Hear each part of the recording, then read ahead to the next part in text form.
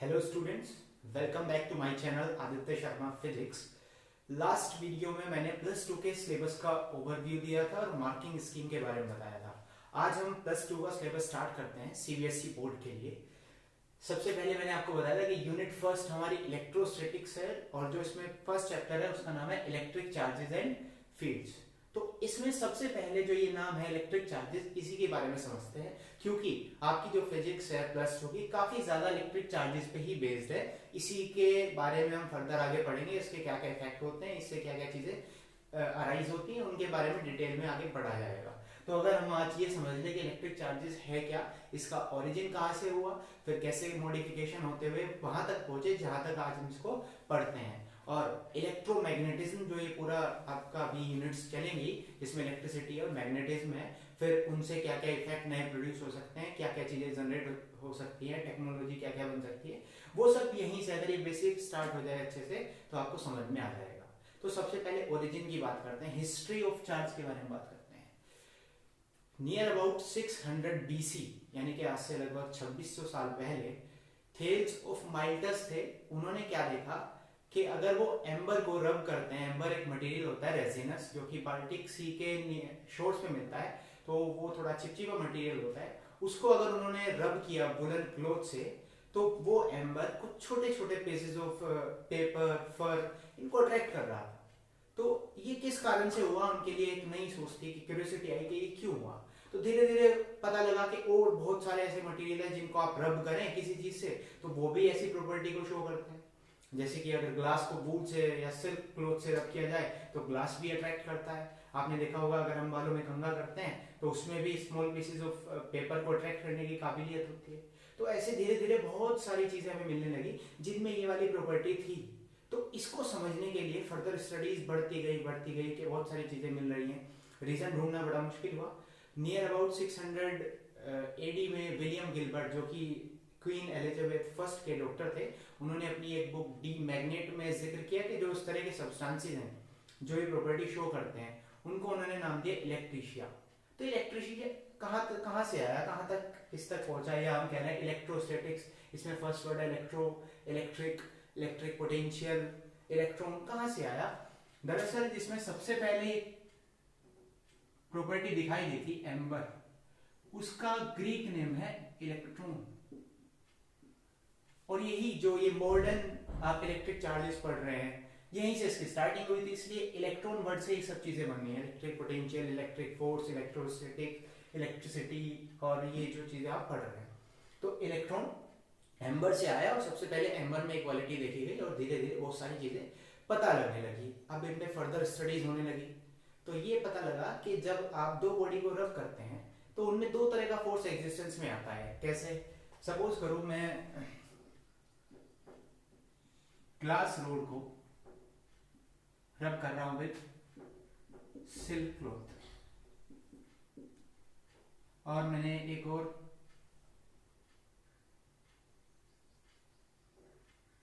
Glass rod ली और इसको suppose करो मैंने फिर से सिल्क क्लॉथ से रब किया। तो ये प्रॉपर्टी देखी गई कि जब इन दोनों ग्लास रोड को एक दूसरे के पास लेके आया गया तो इन्होंने रिपल्शन शो किया, एक दूसरे को रिपेल किया, दूर भगाया। और जब ये सिल्क और सिल्क को लाया गया इन्होंने भी सेम काम किया, लेकिन जब एक ग्लास रोड और सिल्क को पास लाया गया तो उन्होंने अट्रैक्शन की प्रॉपर्टी शो करी, अट्रैक्ट किया, एक दूसरे को पास लेके आए।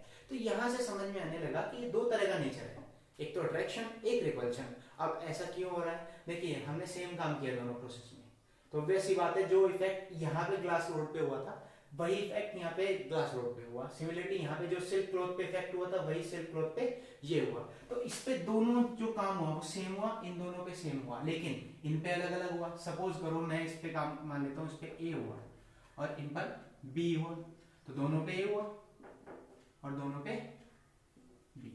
तो जब हम ए और ए को मिला रहे हैं तब रिपल्शन है, जब हम बी और बी को मिला रहे हैं तब रिपल्शन है, लेकिन जब हम ए और बी को मिला रहे हैं तब अट्रैक्शन है। तो यहां से ये समझ में आया कि जो ये लाइक चीज है, जो लाइक ये काम हुआ ऐसे दोनों पे, ये करते हैं रिपल और अनलाइक करते हैं अट्रैक्ट।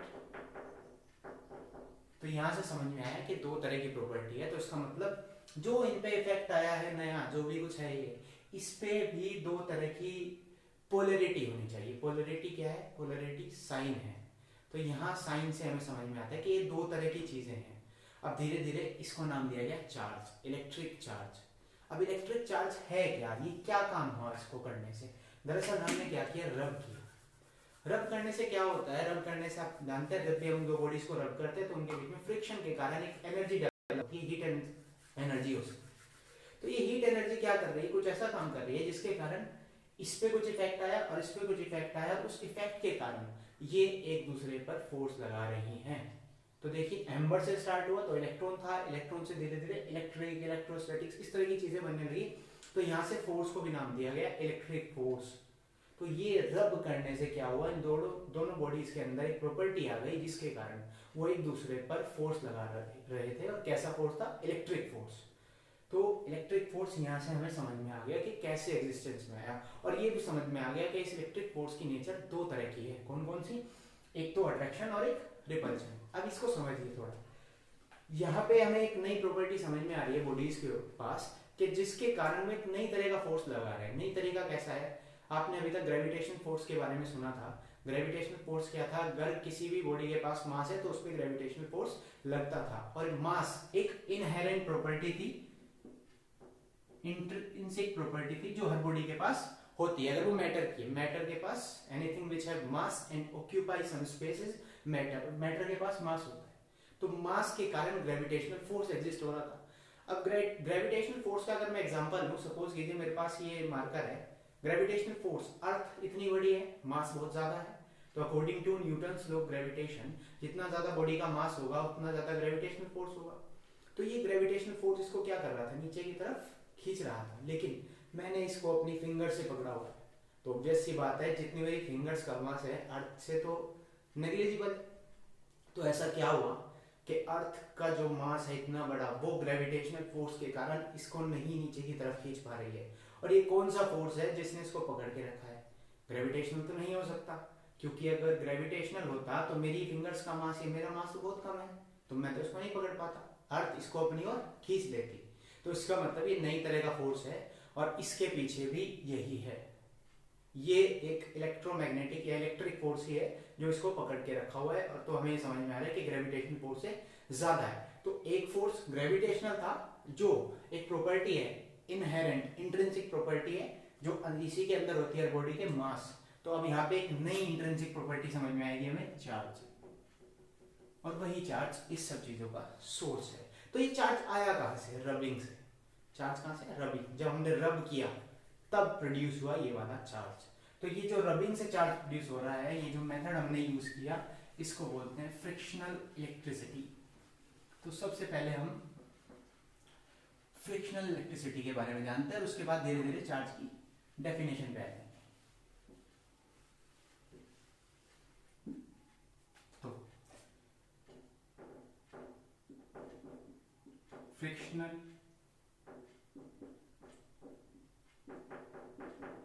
इलेक्ट्रिसिटी क्या है? सबसे पहले जानते हैं इलेक्ट्रिसिटी क्या है। देखिए, इलेक्ट्रिसिटी वही प्रॉपर्टी है जो एम्बर या ग्लास रोड ने शो करी थी स्मॉल पीसेज ऑफ पेपर को अट्रैक्ट करने में। मींस जो ये अट्रैक्शन हो रहा था रबिंग के कारण, उसी को बोलते हैं इलेक्ट्रिसिटी।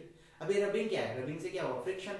तो इस फ्रिक्शन को नाम दिया गया फ्रिक्शनल इलेक्ट्रिसिटी, या इसको स्टैटिक इलेक्ट्रिसिटी भी बोलते हैं।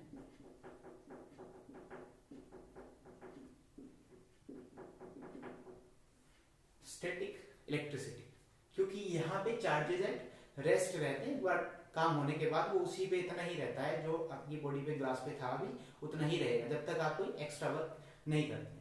तो फ्रिक्शनल इलेक्ट्रिसिटी और static electricity, due to friction, due to rubbing जो इलेक्ट्रिसिटी जनरेट हुई, जो प्रॉपर्टी शो हुई, इसको बोला गया फ्रिक्शनल इलेक्ट्रिसिटी। अब इस प्रॉपर्टी ने क्या किया कि एक ऐसी खास क्वालिटी दी उस ऑब्जेक्ट को जिसको भी रब किया था, जिसके कारण वो क्या कर रही थी? इलेक्ट्रिक फोर्स लगा रही थी, और इसी प्रॉपर्टी को, इसी एबिलिटी को बोला गया इलेक्ट्रिक चार्ज। तो इलेक्ट्रिक चार्ज क्या है? इलेक्ट्रिक चार्ज एक प्रॉपर्टी है, इनहेरेंट प्रॉपर्टी है, जिसके कारण कोई भी ऑब्जेक्ट दूसरे ऑब्जेक्ट पर इलेक्ट्रिक फोर्स लगा सकता है अगर दोनों पर चार्ज है। तो दो ऑब्जेक्ट जिनके पास ये चार्ज नाम की प्रॉपर्टी है, वो एक दूसरे पर इलेक्ट्रिक फोर्स लगा सकते हैं। और इलेक्ट्रिक फोर्स दो तरह का है, अट्रैक्शन और रिपल्शन, और ग्रेविटेशनल फोर्स से ज़्यादा है। ये इसकी क्वालिटीज हमें पता लगी। तो होप आप चार्ज समझ चुके हैं। अब चार्ज से आगे बढ़ते हैं टाइप्स ऑफ चार्जेस में या काइंड्स ऑफ चार्जेस। तो जैसा कि हमने देखा, दो ही तरह की प्रॉपर्टी शो कर रहा था, अट्रैक्शन और रिपल्शन।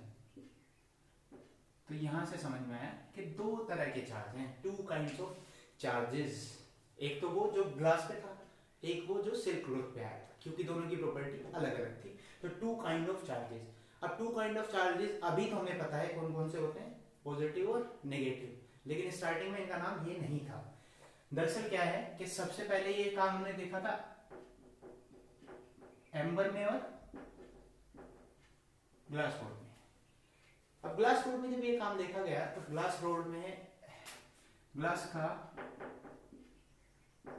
लैटिन नेम है विट्रम, और एम्बर एक रेजिन है। रेजिन मींस चिपचिपा गम टाइप का मटेरियल होता है। एम्बर इसका कलर के कारण है, कलर है एम्बर, ऑरेंज टाइप होता है थोड़ा, तो कलर के कारण एम्बर नाम है, और रेजिन है। और ये क्या है, विट्रम। विट्रम लैटिन नेम है ग्लास का। तो जो ग्लास पे चार्ज आया और जो एम्बर पे चार्ज आया, उन दोनों की प्रॉपर्टी अलग अलग थी। क्योंकि अगर आपने सपोज करो ग्लास को सिल्क क्लॉथ से, वुलन क्लॉथ से रब किया था, तो ग्लास को साइड रख दीजिए और एक एम्बर की रोड बनाइए, उसको भी वुलन क्लॉथ से रब कीजिए और उसको वुलन क्लॉथ को अलग रख दीजिए। तो ये दोनों एक दूसरे को अट्रैक्ट कर रही थी, मतलब इन पे डिफरेंट टाइप की प्रॉपर्टी आई थी। तो एक ये प्रॉपर्टी हो गई, दूसरी ये। तो ग्लास विट्रम, विट्रम से नाम दिया गया विट्रियस चार्ज, और एम्बर के कारण नाम दिया गया रेजिनियस चार्ज। तो स्टार्टिंग में जो दो काइंड ऑफ चार्ज है, ये पहला, ये दूसरा, विट्रियस चार्ज और रेजिनस चार्ज। रेजिनियस किसने दिया? फ्रेंच केमिस्ट थे जिन्होंने इलेक्ट्रोस्टैटिक्स पे काम किया, और मेनली उनको इसी के लिए याद रखा जाता है, जो नाम उन्होंने दिए, चार्ल्स डुफे। चार्ल्स डुफे फ्रेंच केमिस्ट थे, उन्होंने सबसे पहले इस नाम का जिक्र किया, विट्रियस और रेजिनस। लेकिन धीरे धीरे काम होने लगा कि ये थोड़ा मुश्किल है कि बार बार इस वर्ड को यूज करें, थोड़ा लेंथी है, तो इसके लिए कोई सिंपल तरीका यूज किया जाए। क्योंकि ये तो विट्रियस ग्लास के लिए हो गया, और चीजों के लिए क्या यूज करें, ये रेजिनस एम्बर के लिए हो गया, और चीजों के लिए क्या यूज करें। तो इसमें एक अमेरिकन पायोनियर है और इलेक्ट्रोस्टैटिक्स के बहुत बड़े स्कॉलर माने गए हैं, बेंजामिन फ्रैंकलिन। उन्होंने सिर्फ कन्वेंशनली मान लिया कि सपोज करो एक को पॉजिटिव नाम दे देते हैं, एक को नेगेटिव, विदाउट एनी रीजन, कोई प्रूफ नहीं, कोई रीजन नहीं, कि मान लिया कि एक को पॉजिटिव एक को नेगेटिव। तो बाय चांस ग्लास को नाम दिया गया पॉजिटिव और इसको नाम दिया गया नेगेटिव, पॉजिटिव और नेगेटिव। और ये जो इलेक्ट्रिक चार्ज की प्रॉपर्टी है, हम सबको पता है कि इसमें प्रोटॉन और इलेक्ट्रॉन पे जो चार्जेस हैं वो डिफरेंट है, प्रोटॉन पे पॉजिटिव है और इलेक्ट्रॉन पे नेगेटिव। लेकिन ये काम कब हुआ? जब डिस्कवरी हुई इलेक्ट्रॉन की 1897 में जे जे थॉमसन ने की, और आपको पता है जो एटॉमिक मॉडल है वो रदरफोर्ड ने दिया, उसके बाद बोहर ने दिया। तो हमें जब एटॉमिक मॉडल पता भी नहीं था, उससे लगभग 150 साल पहले बेंजामिन फ्रैंकलिन ने ये मॉडल बता दिया था पॉजिटिव और नेगेटिव का। और ज्यादातर काम इलेक्ट्रिसिटी और मैग्नेटिज्म में हो चुका था एटॉमिक मॉडल के मिलने से पहले। इलेक्ट्रॉनिक थ्योरी के बारे में पता भी नहीं था, उससे पहले काफी काम हो चुका था। अब इसकी इलेक्ट्रॉनिक थ्योरी समझते हैं, ये क्यों हुआ और ये पॉजिटिव और नेगेटिव माना गया। तो प्रोटॉन पे पॉजिटिव चार्ज माना गया, इलेक्ट्रॉन पे नेगेटिव। ये कन्वेंशन था कि बस मान लिया विदाउट एनी रीजन, और पूरी दुनिया में ये यही चलता है। क्योंकि अगर अलग अलग चलता तो कुछ जगह इलेक्ट्रॉन को पॉजिटिव मानते, कुछ जगह नेगेटिव, तो बहुत ज्यादा कंफ्लिक्ट क्रिएट होते, कंफ्यूजन हो जाता। तो ये स्टार्टिंग से चला आ रहा है। कुछ चीजें हमें हिस्टोरिकल यूज करनी पड़ती हैं, हालांकि हम ज्यादातर चीजें चेंज करते हैं, लेकिन ये हिस्टोरिकल है, कुछ चीजें माननी पड़ती है। हालांकि अगर इलेक्ट्रॉन को पॉजिटिव माना जाता तो काम बहुत आसान होता आज, क्योंकि इलेक्ट्रॉन की डायरेक्शन के अपोजिट हम करंट को मानते हैं, क्योंकि इलेक्ट्रॉन को नेगेटिव चार्ज माना गया। अगर इलेक्ट्रॉन को पॉजिटिव माना जाता तो करंट भी इलेक्ट्रॉन की डायरेक्शन में ही फ्लो करता और वो काम काफी आसान होता। तो ये चीजें हो गई हमारे पास, नेगेटिव और पॉजिटिव चार्ज बेंजामिन फ्रैंकलिन ने नाम दिया, और इसी के बारे में हम पढ़ेंगे, प्योर कन्वेंशन है। अब इस फ्रिक्शनल इलेक्ट्रिसिटी के पीछे इलेक्ट्रॉनिक रीजन देख लेते हैं, क्यों हो रहा है ये।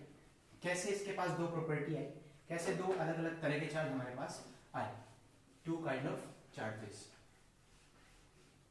देखिए हम सबको एटॉमिक मॉडल अब पता है। एटॉमिक मॉडल क्या होता है, सेंटर में एटम के एक न्यूक्लियस होता है, काफी डेंस न्यूक्लियस होता है और उसके चारों तरफ इलेक्ट्रॉन चक्कर लगाते हैं और ये जो न्यूक्लियस है इसके पास जो प्रोटॉन्स हैं वही इन इलेक्ट्रॉन्स पर सेंट्रीपिटल फोर्स लगा के इनको चारों तरफ घुमाते हैं।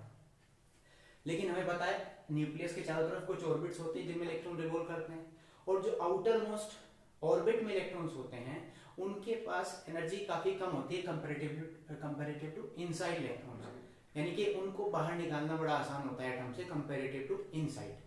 क्या होता है, हर एक चीज मैटर की बनी है और मैटर एटम से बना है। तो सपोज करो मैं ये मार्कर ले लेता हूँ, ये एटम से बना है और एटम का स्ट्रक्चर ये है, तो इसके जो आउटर मोस्ट शेल में इलेक्ट्रॉन्स हैं उनको बाहर निकालना आसान होता है।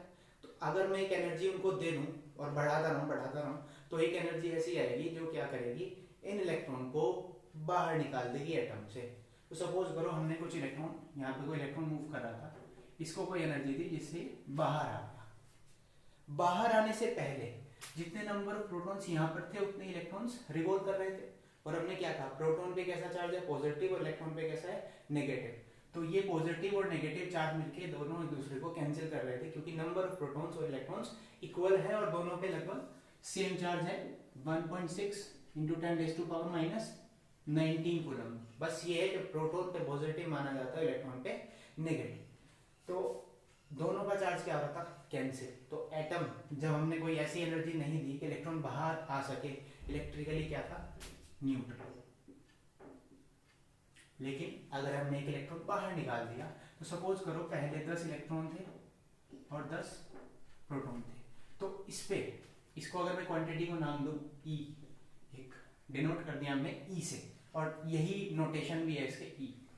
तो 10E, इस पे कितना चार्ज है -10E और इस पे कितना चार्ज है +10।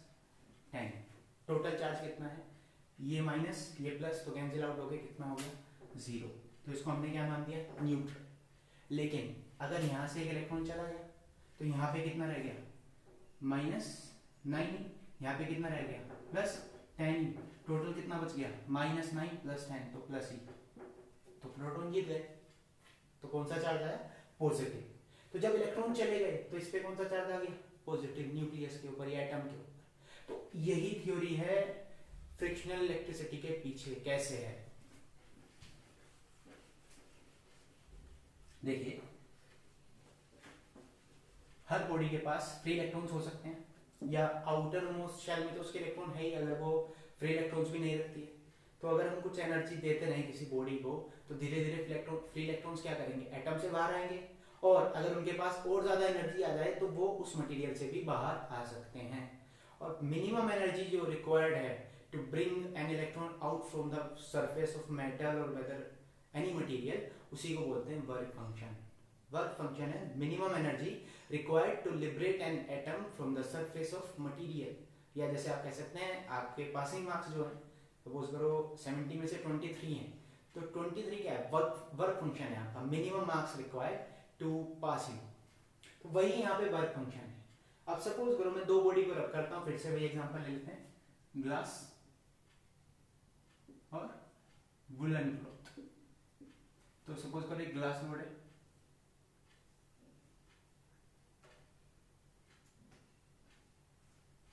और मैंने एक वुलन क्लॉथ ले लिया, मैंने दोनों को रब किया।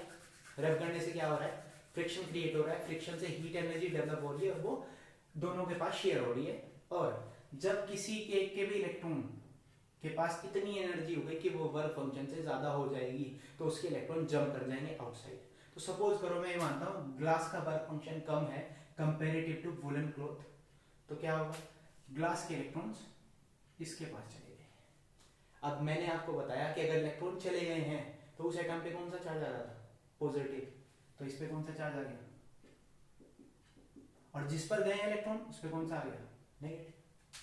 तो सिंपली क्या है, इलेक्ट्रॉनिक थ्योरी है कि इसके पास से इलेक्ट्रॉन यहां से निकल के इधर चले गए, तो जो इलेक्ट्रिकली न्यूट्रल थे स्टार्टिंग में दोनों इलेक्ट्रॉन, इसके पास तो कम हो गए और उसके पास ज्यादा हो गए। तो इलेक्ट्रॉन जिसके पास कम हुए उस पे कैसा चार्ज माना गया, पॉजिटिव, और जिसके पास पहुंचे उसके पास कैसा चार्ज माना गया, नेगेटिव। तो क्या है,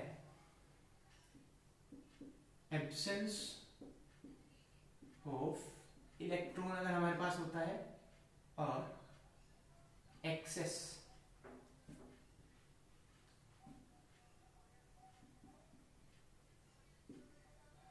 ये बेटर वर्ड यूज करूंगा मैं एब्सेंस की जगह, डेफिशिएंसी, कमी, और ये ज्यादा मात्रा में हमारे पास आ गया। तो जब डेफिशिएंसी होती है इलेक्ट्रॉन की किसी भी मटेरियल के पास, तो उसके पास आता है पॉजिटिव चार्ज, और जब एक्सेस ऑफ इलेक्ट्रॉन हो जाता है तो वो हो जाता है नेगेटिव चार्ज। तो दो तरह के चार्ज हैं, पॉजिटिव और नेगेटिव। ये इलेक्ट्रॉनिक थ्योरी है बिहाइंड फ्रिक्शनल इलेक्ट्रिसिटी। अब यहां से भी समझ में आ गया दो तरह के चार्ज हैं। करते क्या है, फोर्स लगाते हैं इलेक्ट्रिक फोर्स। इलेक्ट्रिक फोर्स क्या करता है, या तो अट्रैक्ट करेगा या रिपल करेगा। अब किन को अट्रैक्ट करेगा, लाइक चार्जेस को अट्रैक्ट करेगा और अनलाइक को, लाइक को रिपल करेगा और अनलाइक को अट्रैक्ट करेगा। तो अगर पॉजिटिव पॉजिटिव एक दूसरे के सामने आ रहे तो रिपल कर देगा, नेगेटिव नेगेटिव आ रहे हैं तो रिपल कर देगा, लेकिन अगर पॉजिटिव और नेगेटिव आ रहे हैं तो अट्रैक्ट कर देगा। ये दो तरह के चार्ज हो गए, इलेक्ट्रॉनिक थ्योरी आपको समझ में आ गई। अब इलेक्ट्रिक चार्ज में समझा चुका हूं आपको। अब इस बेसिस पे जो प्रॉपर्टी आई, इस बेसिस पे हमने क्लासिफिकेशन किया मटेरियल्स का, जिसको आप बेहद अच्छी तरह जानते हैं, कंडक्टर्स और इंसुलेटर। तो कंडक्टर्स और इंसुलेटर की थ्योरी समझते हैं।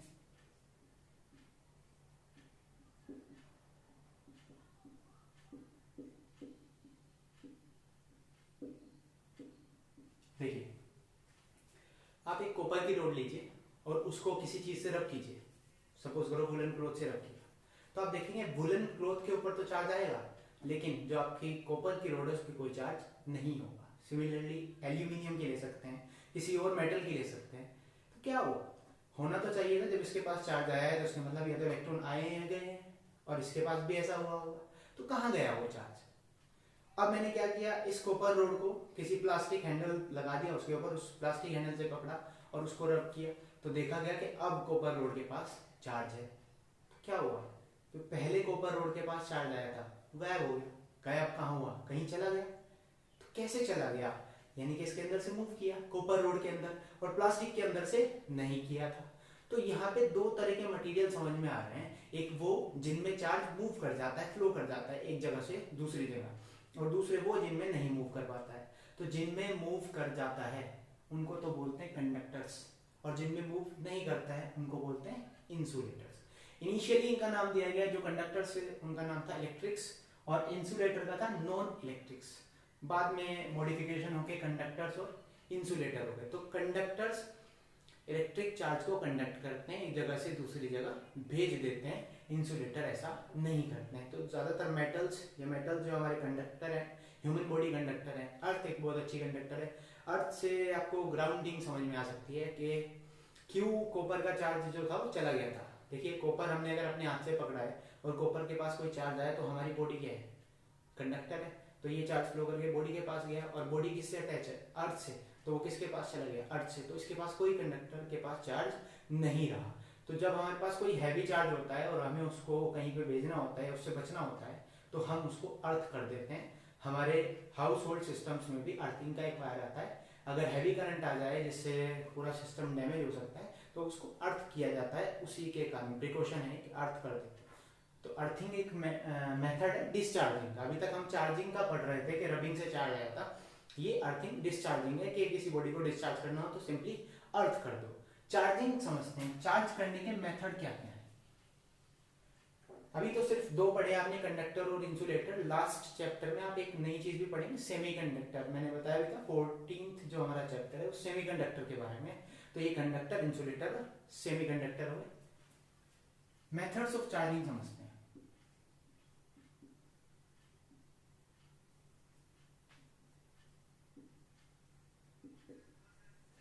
मेथड्स ऑफ चार्जिंग, हमारे पास तीन मेथड है चार्जिंग के। सबसे पहले तो आपने देखा फ्रिक्शनल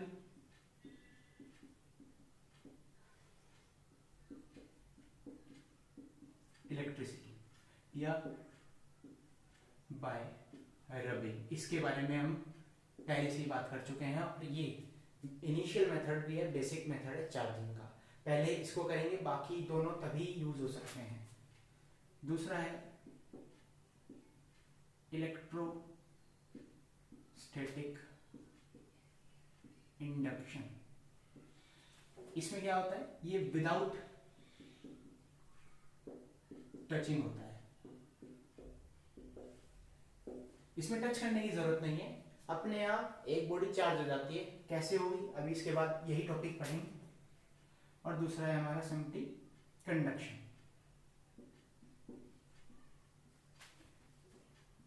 ये टच करने से होता है, सिंपली टच कर दीजिए दो कंडक्टर्स को, अगर एक के पास चार्ज है तो वो दूसरे में फ्लो हो जाएगा। तो पहले वाला फ्रिक्शनल इलेक्ट्रिसिटी के बारे में हम काफी बात कर चुके हैं, समझा चुके हैं कि रबिंग से कैसे चार्ज आता है, तो ये तो कवर हो चुका। कंडक्शन में क्या है, एक कंडक्टर अगर किसी कोई चार्ज रखता है कोई कंडक्टर और दूसरा अनचार्ज कंडक्टर है, तो आप दोनों को कनेक्ट कीजिए, चार्ज फ्लो हो जाएगा एक कंडक्टर से दूसरे कंडक्टर में, तो जो ये अनचार्ज था वो भी चार्ज हो चुका है। तो ये वाला मेथड ये है। अभी समझते हैं इलेक्ट्रोस्टैटिक इंडक्शन के बारे में। तो हमारा नेक्स्ट टॉपिक यही है, electrostatic induction without touching.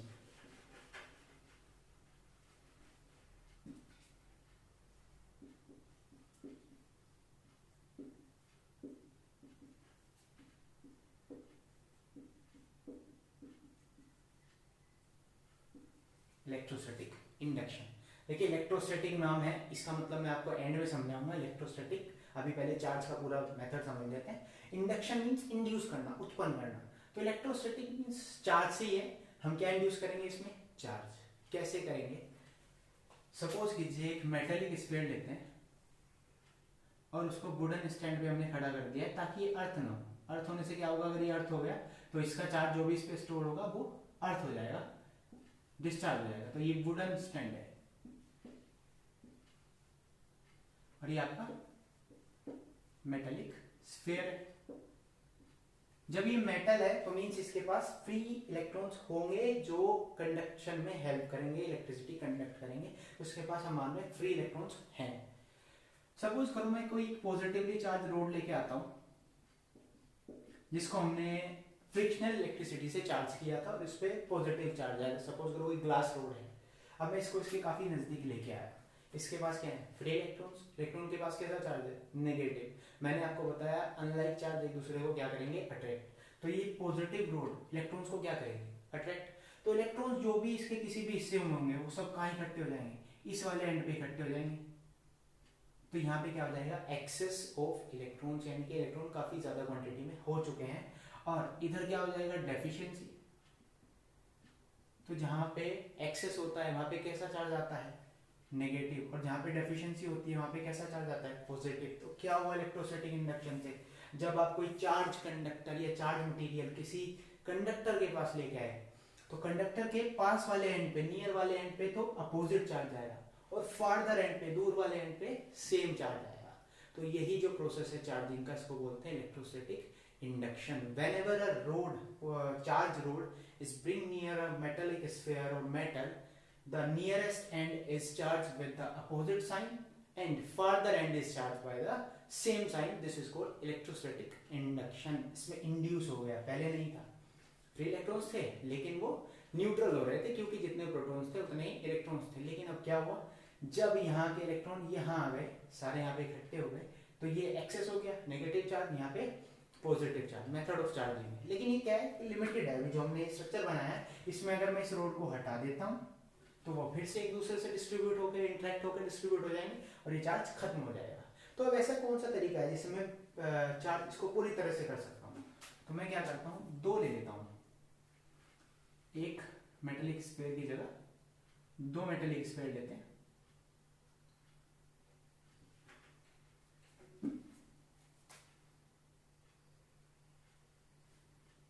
Suppose करो मैंने दो मेटेलिक स्फीयर लिए और इनको कांटेक्ट में रख दिया। कांटेक्ट में रखा है तो मींस कंडक्टर जब कांटेक्ट में आते हैं तो वो दोनों एक दूसरे के साथ चार्ज शेयर कर सकते हैं। इसका चार्ज इसमें जा सकता है, इसका चार्ज इसमें जा सकता है। इलेक्ट्रिकली अभी दोनों न्यूट्रल है, इलेक्ट्रिकली दोनों न्यूट्रल है, मींस इसके पास भी और इसके पास भी कोई चार्ज नहीं है, लेकिन फ्री इलेक्ट्रॉन्स दोनों के पास है। मैं फिर से वही रोड वापस लेके आता हूँ। पहले हमने क्या किया था, पहले नेगेटिव और पॉजिटिव चार्ज इंड्यूस तो किए थे लेकिन उनको रोक नहीं पाए थे। वो कुछ टाइम बाद अगर जब हम इसको हटा लेंगे तो वो खत्म हो जाते थे। तो यहाँ पे हम क्या कर रहे हैं, देखना चाह रहे हैं कि इसके पास भी चार्ज रहे और इसके पास भी चार्ज रहे। फिर दो स्फीयर के बाद एक स्फीयर से भी समझाऊंगा कैसे अलग अलग पॉजिटिवली और नेगेटिवली चार्ज किया जा सके। तो जब ये रोड पास आ गई तो इन दोनों के पास फ्री इलेक्ट्रॉन्स है, तो सारे फ्री इलेक्ट्रॉन्स क्या करेंगे, मूव करेंगे पॉजिटिव रोड की तरफ, तो इलेक्ट्रॉन्स यहाँ पे इकट्ठे हो जाएंगे। और वहां से सारे इलेक्ट्रॉन आए थे तो यहाँ पे कौन सा चार्ज आ गया, पॉजिटिव चार्ज आ गया। तो ये नेगेटिव चार्ज, ये पॉजिटिव चार्ज इकट्ठा हो चुका है। अभी रोड को नहीं हटाएंगे, अभी क्या करते हैं, इन दोनों को सेपरेट कर देते हैं, मीन्स टचिंग नहीं करेंगे। तो जब इसको सेपरेट कर देंगे, कोई कांटेक्ट नहीं रहा, तो चार्ज फ्लो नहीं हो पाएगा। जब चार्ज फ्लो नहीं हो रहा है तो ये अलग स्फीयर हो गया, वो अलग स्फीयर हो गया। और अब क्या करते हैं, इस रोड को हटा देते हैं और इन दोनों को अपार्ट रख देते हैं, इन दोनों को थोड़ा दूर दूर कर देते हैं। तो जब इनको दूर दूर करेंगे, तो सपोज करो मैं इसको उठा के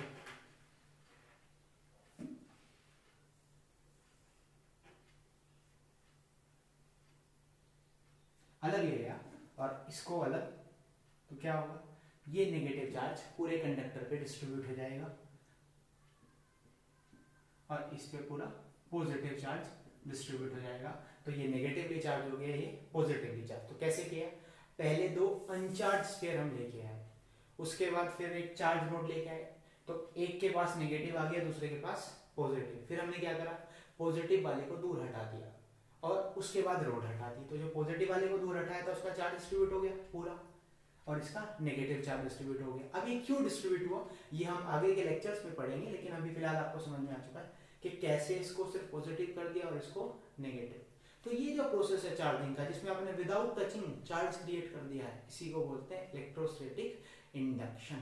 अब अगर आपको सिंगल चार्ज चाहिए, मीन सिंगल स्फीयर से आपको चार्ज क्रिएट करना है, तो कैसे करेंगे, हटा लेते हैं इसको, अकेला लेके आते हैं, फिर से वही रोड लेके आते हैं, सारा काम फिर करते हैं। रोड लेके आए पॉजिटिव, ठीक है, क्या होगा, यहाँ पे नेगेटिव चार्ज इकट्ठा हो जाएगा, यहाँ पे पॉजिटिव चार्ज। तो मुझे इसको सपोज करो नेगेटिव करना था, तो क्या करूँ, पॉजिटिव डिस्चार्ज कर दूँ, खत्म कर दूँ। डिस्चार्ज करने का तरीका क्या बताया, अर्थ कर दीजिए सिंपली। तो अगर मैं इसको ग्राउंड कर देता हूँ, अर्थ कर देता हूँ, तो ये पॉजिटिव चार्ज क्या करेगा, गायब हो जाएगा। कौन एब्जॉर्ब करेगा इसको, अर्थ। तो ये अर्थ के पास चला गया, बचा कौन सा, नेगेटिव। अब इस रोड को भी हटा दीजिए और पहले इस अर्थिंग को हटा दीजिए और उस रोड को हटा दीजिए, तो आपके पास फिर से चार्ज डिस्ट्रीब्यूट हो जाएगा। तो एक स्फीयर से भी चार्ज कर लिया। अगर आपको पॉजिटिवली चार्ज करना है तो उसका अपोजिट काम कीजिए, इधर नेगेटिव रोड लेके आइए और फिर यहाँ पे पॉजिटिव चार्ज इकट्ठा हो जाएगा, इधर नेगेटिव को ग्राउंड कर देंगे, बचेगा क्या, पॉजिटिव चार्ज। तो ये था इलेक्ट्रोस्टैटिक इंडक्शन। तो आज के लेक्चर में आप चार्ज के बारे में समझ चुके हैं। अब चार्ज जब हम समझ चुके हैं तो इलेक्ट्रोस्टैटिक समझ लेते हैं क्या है।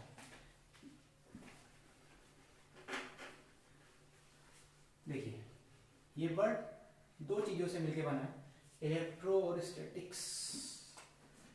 जहां पे भी इलेक्ट्रिसिटी वर्ड आएगा वहां पे सीधा सीधा मतलब हो गया इलेक्ट्रिक चार्ज है। तो ये इलेक्ट्रिक चार्ज है। और स्टैटिक्स मतलब होता है एट रेस्ट। और जो भी हम फिजिक्स में यूनिट का नाम समझते हैं, पढ़ते हैं, वो एक स्टडी होती है अपने आप। फिजिक्स खुद एक स्टडी है, तो ये भी क्या है, स्टडी है। तो ये क्या है, study of electric charges at rest. So the electrostatics is branch of physics which deals with the study of electric charges at rest. Rest में जब हम इलेक्ट्रिक चार्जेस को स्टडी करेंगे उसको बोलेंगे इलेक्ट्रोस्टैटिक्स। और इसमें हम क्या पढ़ेंगे, electric force, electric potential, electricity, simply इस प्रोसेस को कहते हैं। तो ये इलेक्ट्रिक फोर्स आप इसमें पढ़ेंगे, इलेक्ट्रिक पोटेंशियल, ये चीजें आप इसमें पढ़ रहे हैं, तो इसी को बोलते हैं इलेक्ट्रोस्टैटिक्स। तो आज बेसिक स्टार्ट हुआ है चार्ज का। आगे हम चार्ज को आगे पढ़ेंगे और अपना चैप्टर भी खत्म करेंगे। अभी तक की इस वीडियो में इतना ही। अगली वीडियो आपको जल्दी ही मिल जाएगी। चैनल सब्सक्राइब कीजिए, वीडियो आपको मिलती रहेगी। Thank you.